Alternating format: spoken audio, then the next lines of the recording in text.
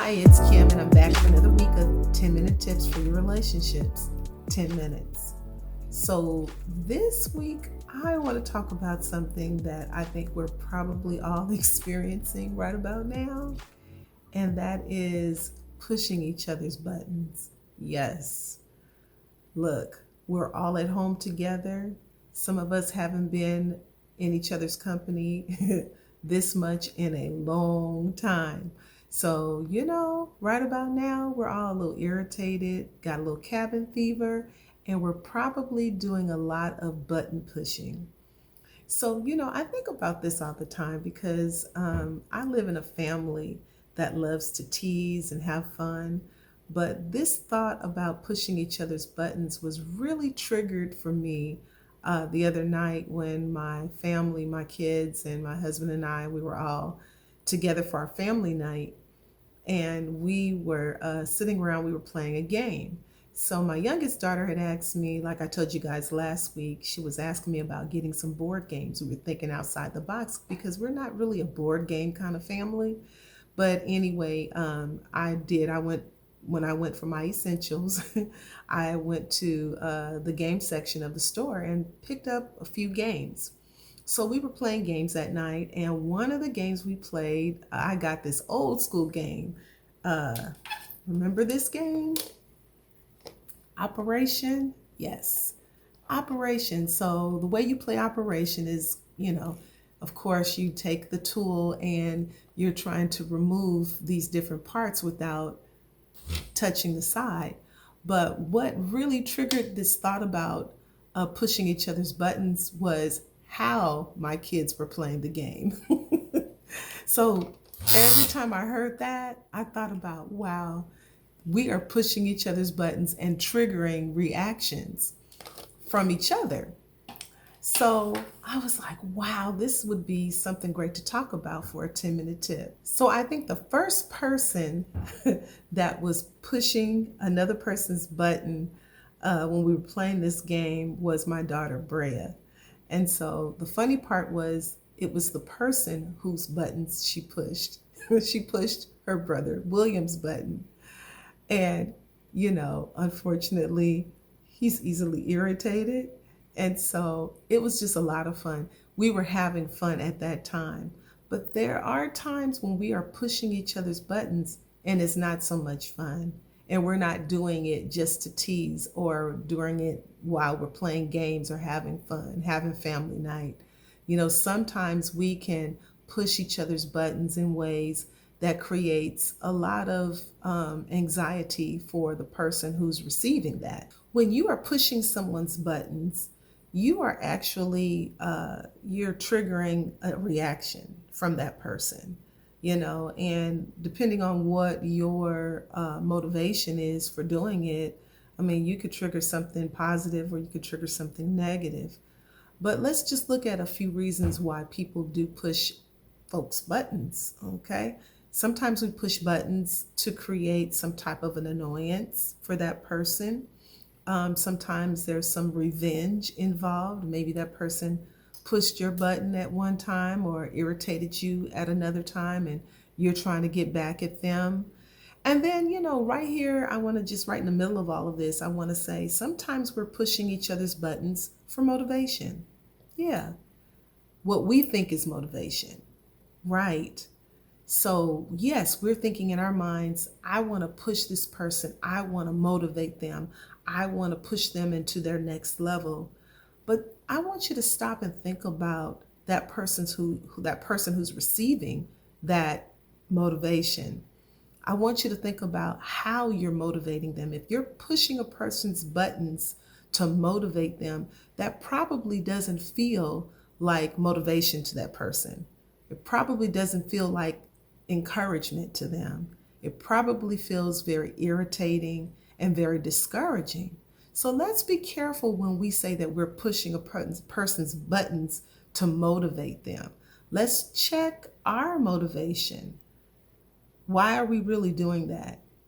Are we really trying to encourage them? Or are we just trying to get on their nerves or provoke them in some type of way? So also pushing a person's buttons may come out of your own frustration. I mean, right now, like we said, we're all in the house together, we're all at home together, and we may be a bit frustrated. So, pushing another person's button may be some way for us to release some of the frustration that we are experiencing. Or we may just want to frustrate that person. I mean, I don't know. It just depends on what is your motivation. Why are you doing this? And then, you know what? Honestly, for the most part, we push each other's buttons for one reason, and probably this is the biggest reason we do it: attention. Yeah, we just want that person's attention. But guess what? There are so many other ways to get the attention of a person other than pushing their buttons. Yeah, think about that. There's one way that you can get their attention, and that's just saying, hey, can we sit and talk a minute? Or can you just listen to me for a while? Because guess what? When you push a person's buttons, they're not going to be really open to talking to you or dealing with you or wanting to be around you. And right now, with us being at home together, we probably need to try and work on our communication skills and the way we react and engage each other. Now, for those of us who are doing all this button pushing, I want you to think about what happens to a person when their buttons are pushed. Think about it. What really happens to that person emotionally, physically, mentally, spiritually? What happens to that person when we are pushing their buttons, especially with what we're dealing with right now, especially with having limitations on being able to move and go and be away from each other and not having to deal with each other in such close quarters. I mean, no matter how big your house is, it seems that much smaller when you can't leave. So let's think about that. So, what happens? When you push a person's buttons, their mood changes. Maybe whatever peace or happiness they've been experiencing, all that goes out the window because now there's some irritation that's been created. Something else, tempers may flare up. They may lose control. Yes, a person can lose control. There's only so much button pushing a person can take, right? So let's be careful that we don't push a person that they lose their temper and they lose control. Another thing is they may retreat to their cave, right? If we're all in the house together and think about it, we are in a position now where it's only so far we can go. There's only so much essential shopping we can do to get out of the house or walks that we can take to get out of the house. And you don't want to push a person who's really trying to work on being around the family. If they're, a person who stays to themselves, you don't want to push them back into their cave. You don't want that person to shut down. So let's be careful with pushing those buttons. Also, if a person's really trying to work on some things, they have some projects they're trying to work on or areas that they're trying to better themselves, we don't want to make that person lose focus, right? We don't want to create an environment where the person can't stay focused on what they need to focus on. And then last, they may just hold a grudge, shutting down. They may not want to talk to you. They may just say, you know what, I don't want to deal with you anymore. And that's hard to be in a house with someone when they are holding a grudge against you. Now, the flip side of this is what happens when your buttons are being pushed? What can you do? Okay. The first thing I want you to do is just take a deep breath. Yeah. Just take a deep breath. I want you to really think about, why am I so irritated by what this person is doing or saying? And if it's really something that's really got you going, I want you to go somewhere, maybe practice some deep breathing or some mindfulness so that you can bring yourself to a better place, okay? And then the second thing I want you to do is I want you to think about why you were so irritated by that.